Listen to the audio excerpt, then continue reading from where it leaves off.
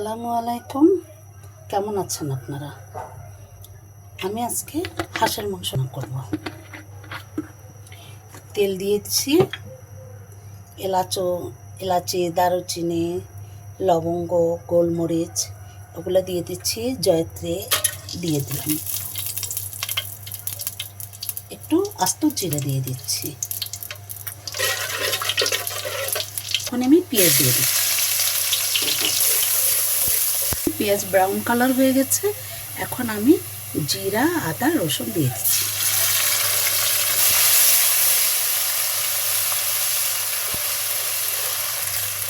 তেজপাতা দিয়ে দিলাম,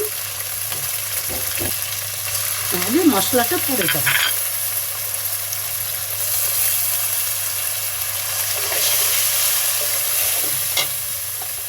ধনিয়া গুঁড়ো দিচ্ছি,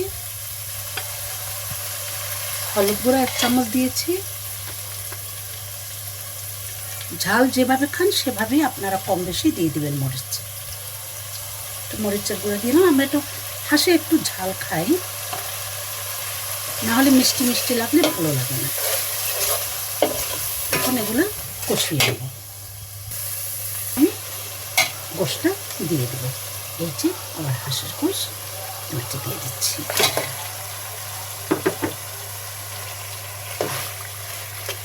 সব কিছু ধৈর্য সহকারে করতে হবে।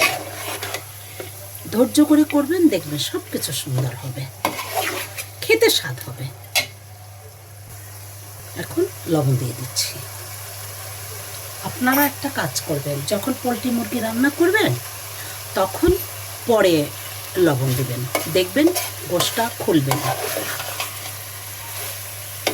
আর যদি আগেই পোলট্রি মুরগির ভিতরে আপনারা লবণ দিয়ে দেন, তাহলে দেখবেন যে মাংসটা গলে যাবে, বেশি সিদ্ধ করা যাবে না, আর ফুলে ফুলে যাবে।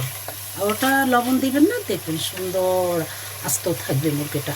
উঠানের কিছু হাফ রান্না হয়ে গেলে তখন আপনারা লবণ দিয়ে দেবেন।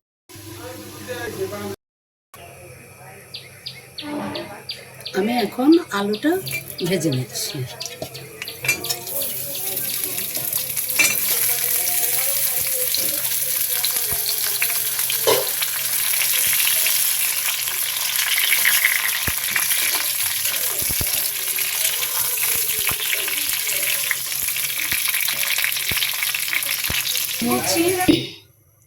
গরম ঝোল দিয়ে ঢেকে দিয়ে দিলাম।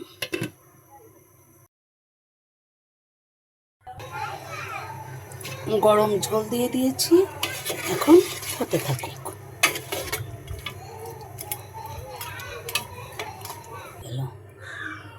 ভালো থাকবেন, দোয়া করবেন। হাঁসের মাংস দেশি হাঁস দিয়ে আলু দিয়ে রান্না। ভালো থাকবেন।